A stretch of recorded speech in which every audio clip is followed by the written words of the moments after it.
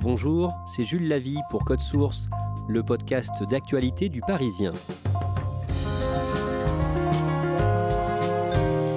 À 77 ans, Michel Polnareff revient sur scène au printemps avec un spectacle à Paris, mais donné à distance en direct de sa maison de Palm Springs, en Californie.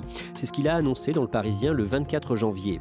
Son succès foudroyant en 1966, ses 800 jours confinés au Royal Monceau dans les années 80, son exil américain, son retour triomphal en France en 2007, réunissant 1 million de fans dans ses concerts, Code Source retrace la carrière de Michel Polnareff avec Emmanuel Marolles, chef du service culture et loisirs du Parisien, et Éric Bureau, spécialiste musique.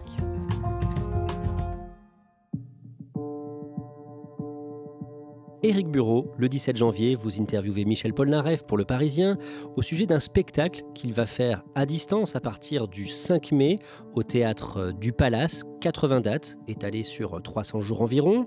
Il sera en fait chez lui, en Californie, à Palm Springs.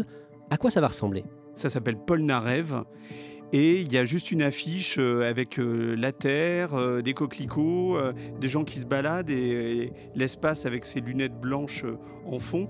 Et donc ce qu'il dit, c'est que ce sera un mélange d'expositions mais virtuelles et que le week-end, on ira chez lui à l'occasion d'un show qu'il donnera de sa villa de Palm Springs, piano-voix, peut-être avec des musiciens par la suite, en direct pour les visiteurs de cette exposition.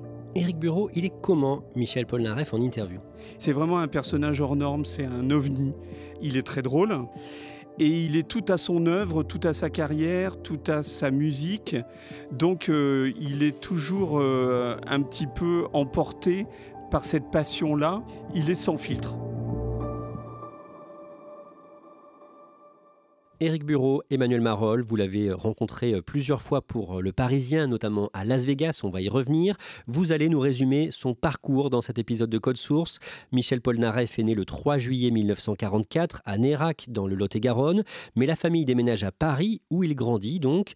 Michel Polnareff est un enfant de la balle. Emmanuel, son père, est compositeur et il est très dur avec lui. Son père le met très jeune au piano, il a 4 ans, et il raconte que dès qu'il faisait une fausse note, il se prenait des raclées.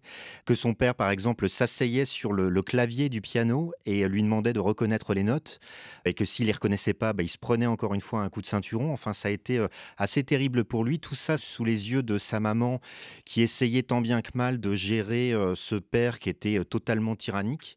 Et au fil des années, il a appris le piano de cette façon-là jusqu'à avoir un prix de conservatoire à l'âge de 12 ans. Quand il a 19 ou 20 ans, Michel Polnareff quitte l'appartement familial et il connaît à cette période, Éric Bureau, la pauvreté. Son père veut lui faire payer le loyer. Donc là, il se dit c'est peut-être le moment de partir. Il achète une guitare chez Paul Beucher sur le chemin et il monte vers le Sacré-Cœur et il va pendant des mois et des mois jouer là-bas. Il dort dans les stations de métro. Il en développe vraiment une capacité à la guitare.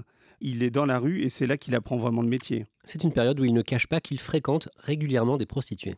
Il fréquente les prostituées qui sont autour de l'Arc de Triomphe des Champs-Élysées et parle notamment d'une Algérienne avec des dents en or qu'il appelait Monbiquet et qui lui a fait vraiment découvrir la sexualité. Comment est-ce qu'il commence sa carrière artistique ? Il joue sur les marches du Sacré-Cœur et puis il est repéré par quelqu'un qui lui propose de participer à un tremplin musical qui gagne. Et la récompense de ce tremplin, c'est un contrat avec la maison de disques Barclay. Et il refuse parce qu'il a peur d'être formaté. Et puis ensuite, par l'intermédiaire d'un ami, il rencontre Lucien Maurice. Alors Lucien Maurice, à l'époque, c'est le directeur des programmes d'Europe 1. C'est aussi un manager, notamment de Dalida. Et Lucien Maurice lui permet de signer un contrat chez AZ. Et là, à ce moment-là, il dit « Ok, moi je veux bien faire un disque pour ce label-là, mais je veux que ce soit en Angleterre et je veux que ce soit avec tel et tel musicien. » Donc il avait encore une fois des idées très très précises de ce qu'il voulait et de ce qu'il ne voulait pas. En 1966, il sort son premier album, il a 22 ans.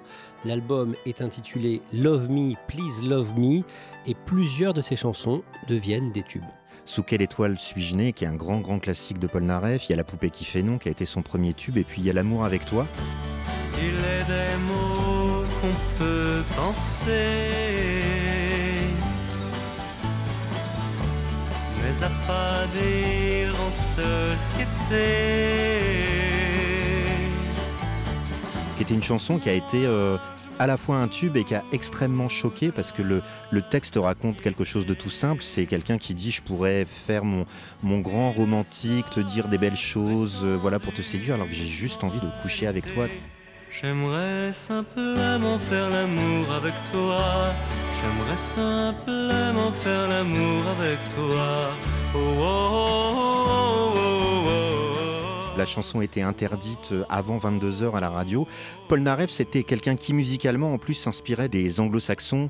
Il était fan des Kings, il était fan des Beach Boys.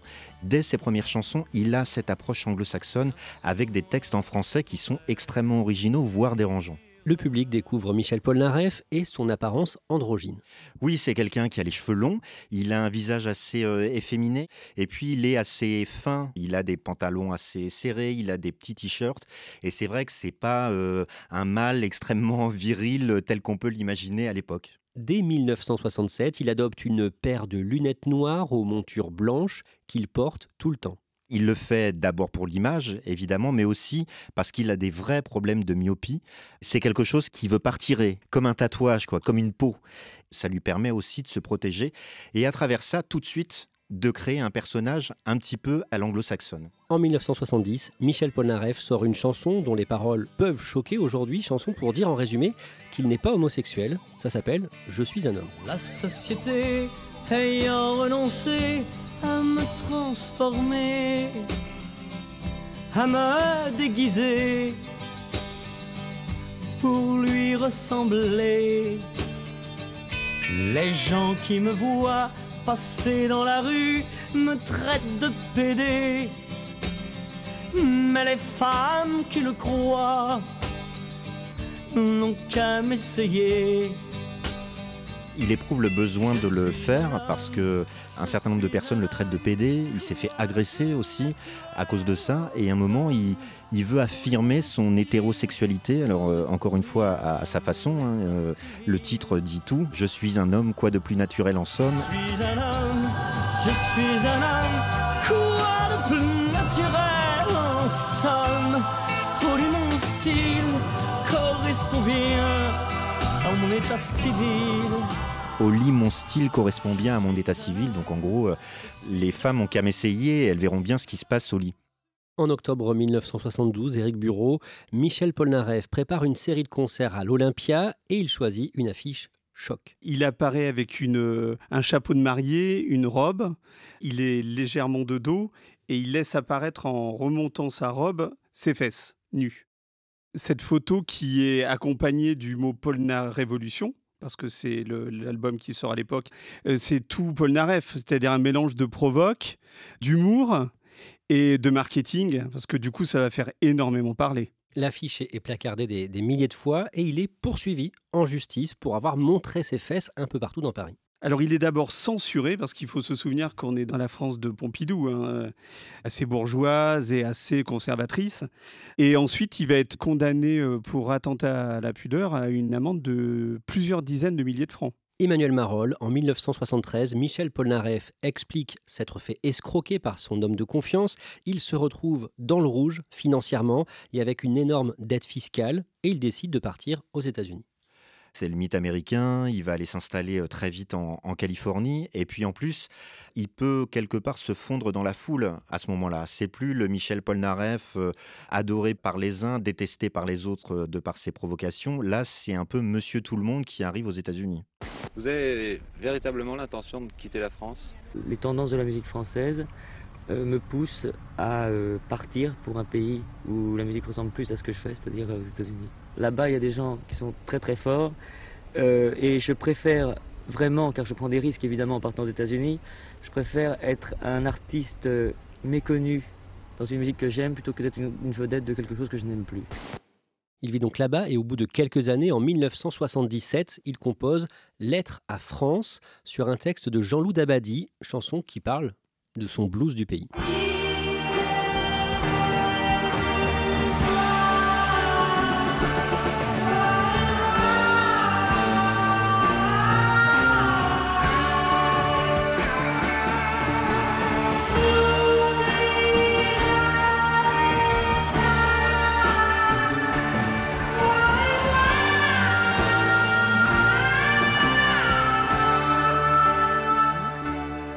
jamais le mot France dans le texte. Et effectivement, on comprend très très vite que c'est une chanson sur l'exil, une chanson sur le manque, le mal du pays.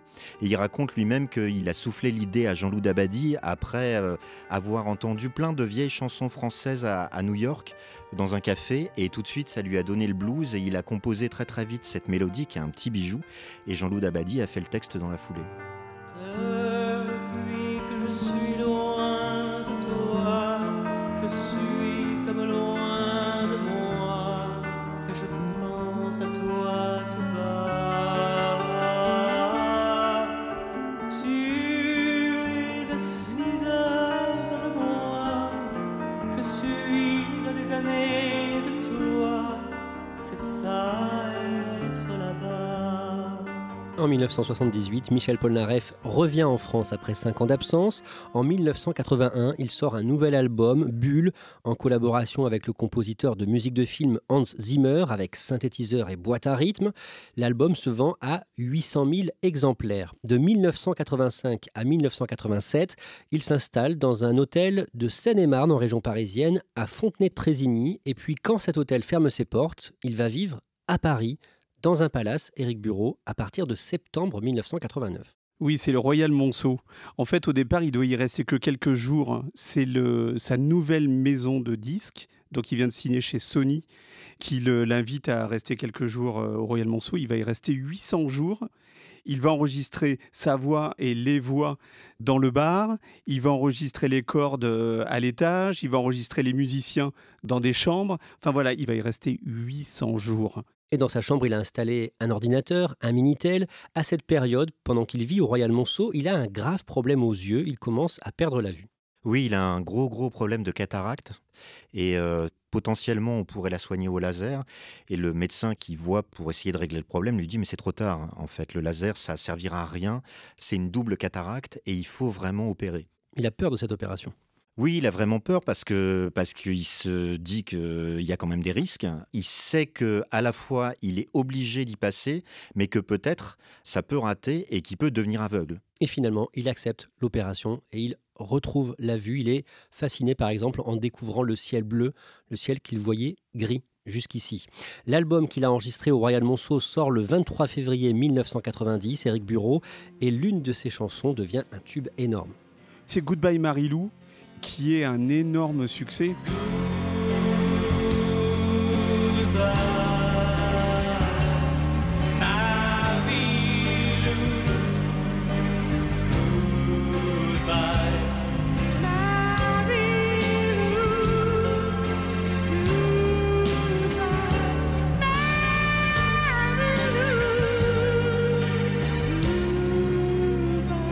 C'est une chanson qui est inspirée justement du Minitel Rose et d'une discussion que Jean-René Mariani, qui est l'auteur des textes de cet album, va avoir avec une jeune femme pendant 3 jours d'affilée et qui va lui coûter extrêmement cher à Jean-René Mariani.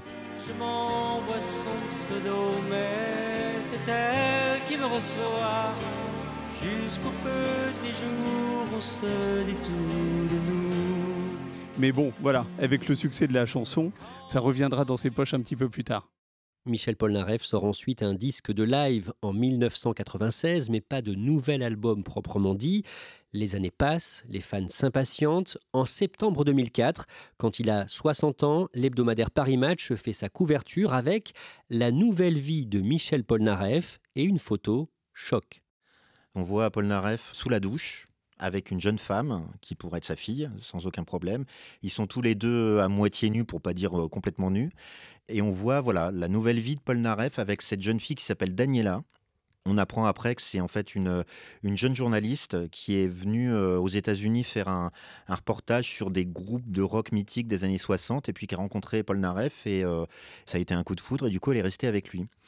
Et cette une, elle est un petit peu étrange parce qu'en même temps, il n'y a pas d'interview de Polnareff à l'intérieur. Donc voilà, c'est une sorte de premier pas pour dire « Ne m'oubliez pas, je suis toujours là et je commence à amorcer un retour ». Et en 2007, Michel Polnareff fait son grand comeback avec une série de concerts qui commence par plusieurs dates à Paris-Bercy entre le 2 et le 11 mars. Emmanuel Marolles, vous êtes sur place pour Le Parisien le vendredi 2 mars. Décrivez-nous les toutes premières minutes de ce concert. Polnareff n'est pas venu chanter en France depuis plus de 30 ans. Il y a des grandes lunettes, ces fameuses lunettes noires avec leur monture blanche qui surplombent la scène. On ne sait pas trop à quoi ça va servir, mais bon. Polnareff arrive sur scène, sur les premiers accords de La poupée qui fait non. On le voit en ombre chinoise, au fond de la scène. Donc évidemment, il y a une très grosse ovation. Il s'avance et il dit « Je n'ai qu'un mot à dire, enfin ». Et il lève le poing comme ça, comme si c'était une victoire. Et il y a des moments exceptionnels dans le concert, c'est quand il se met au piano, il reprend notamment une chanson qui est peu connue, qui s'appelle « L'homme qui pleurait des larmes de verre ». Il pleurait des larmes de verre, et quand elles atteignaient la terre. Et là, c'est absolument magique. Et la bonne surprise de ce premier concert, c'est la voix. La voix qui est intacte. Autant musicalement, il y a quelques petites choses un petit peu surprenantes, autant la voix, c'est vraiment la voix de Polnareff telle qu'on en avait rêvé. Cette tournée est un triomphe.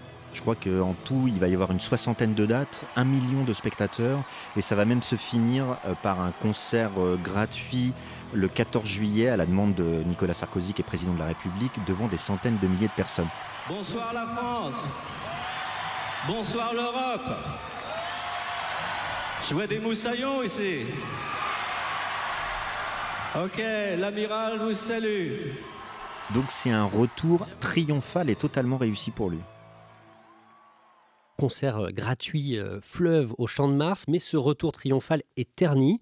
L'un de ses proches, son agent, dépose plainte contre lui. Il dit que le chanteur l'a menacé de mort. C'est Fabien Lecoeuvre qui s'est occupé de ses affaires à l'époque, qui à un moment raconte qu'il a reçu des coups de fil de Polnareff extrêmement menaçants, notamment parce qu'il soupçonne Fabien Lecoeuvre d'avoir une liaison avec sa compagne Daniela.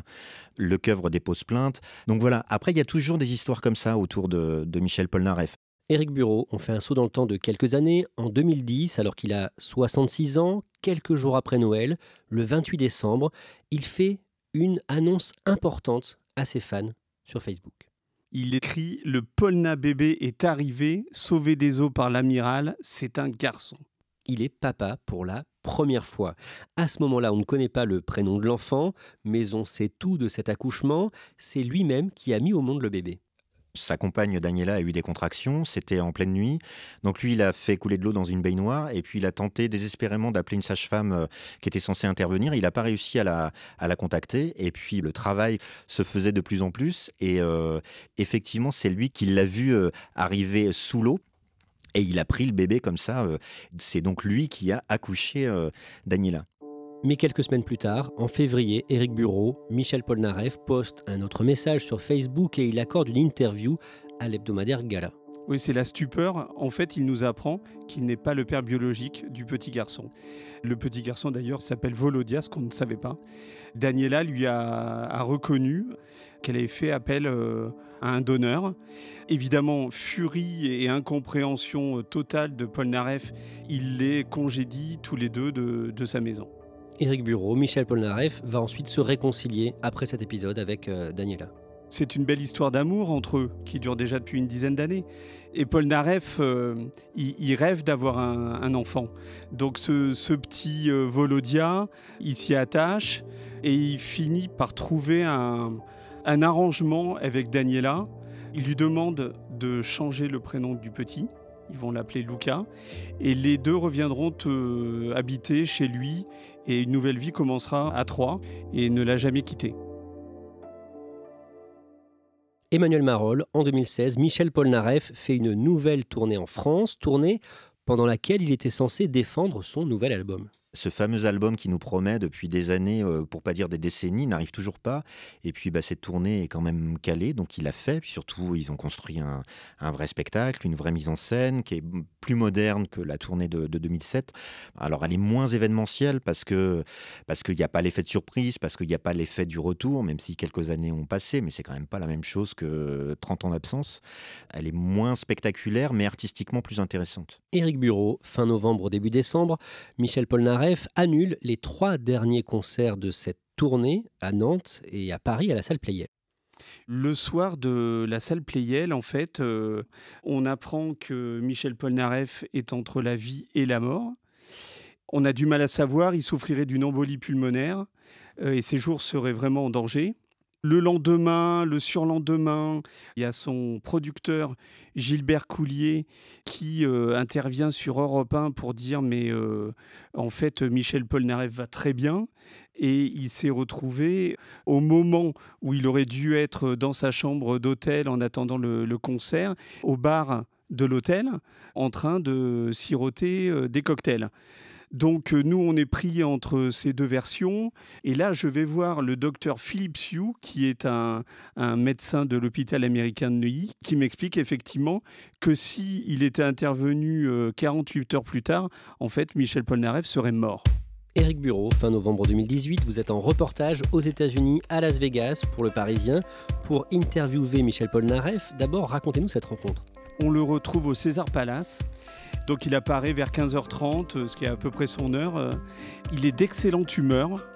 Il abordait tous les sujets, de Luca à Macron, qui est fan de lui, jusqu'aux Gilets jaunes, puisqu'on est en pleine crise des Gilets jaunes.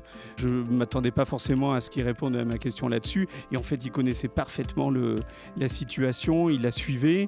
Et d'ailleurs, à ma grande surprise, il m'a dit qu'il soutenait les Gilets jaunes. Enfin voilà, il n'y a pas de question taboue avec Polnareff.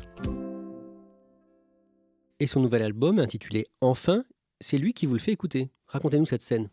Je me retrouve à un moment dans un 4x4 dans lequel on fait un peu le tour de Las Vegas. Et il me dit, je vais vous faire écouter mon album. Dans la voiture, il n'y a pas mieux pour écouter le son de ce disque. Et je suis à la fois emballé par le côté épique qu'on retrouve dans certains titres et un peu décontenancé par ce son qui en fait est un son des années 70 très américain. C'est pas facile, le choix sera difficile, répondre à cette question et prendre position. Voilà, on l'attend depuis 28 ans cet album et on attend d'un génie parce que Polnareff est un génie mélodique et je pense que les paroles elles ne sont pas à la hauteur des grandes chansons que Dabadi a écrites pour lui dans les années 70 par exemple. Il a toujours eu des auteurs qui savaient mettre en mots son second degré, son sens de l'humour. Et là, c'est Dorian qui a fait ça, un artiste qui fait des belles choses, mais qui, je trouve, n'a pas su mettre en mots le délirium très épais de Polnareff. Emmanuel Marolles, on en revient au début de cet épisode. Michel Polnareff va innover avec ce spectacle immersif d'un nouveau genre à partir du mois de mai prochain.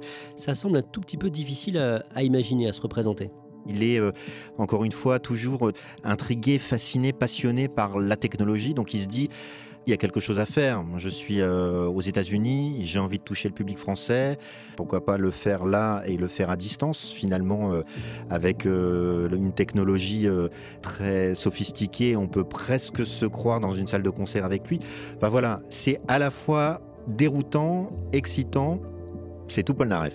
Le fil conducteur de sa vie, c'est de créer le plus librement possible, c'est ça ?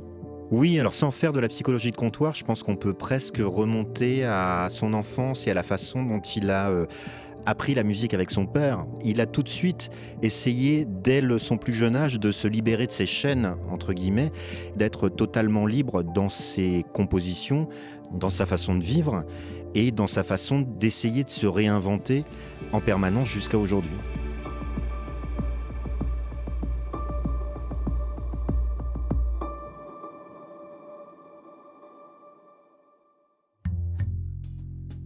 Merci à Emmanuel Marolles et Éric Bureau. Cet épisode de Code Source a été produit par Clara Garnier-Amouroux, Thibault Lambert et Sarah Amni. Réalisation, Julien Moncouquiol. Code Source, le podcast d'actualité du Parisien, est disponible sur toutes les plateformes. Nous publions un nouvel épisode chaque soir de la semaine. Pour n'en rater aucun, n'oubliez pas de vous abonner. Si vous aimez Code Source, n'hésitez pas à laisser un commentaire sur votre application audio préférée et vous pouvez aussi nous écrire directement codesource@leparisien.fr.